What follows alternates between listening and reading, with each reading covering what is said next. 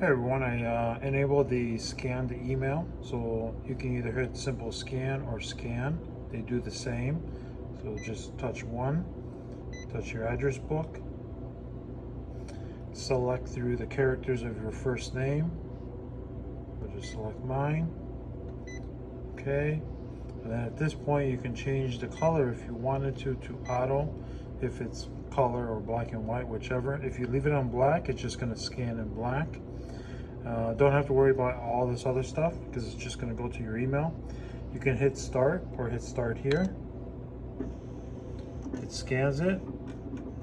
At this point you can leave it as it is or hit job finish, and then that's it. And then in about 30 seconds this will reset and go back to the default of this screen.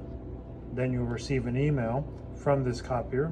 This is a copier from Faculty Lounge, so your email will be, say, Faculty Lounge copier.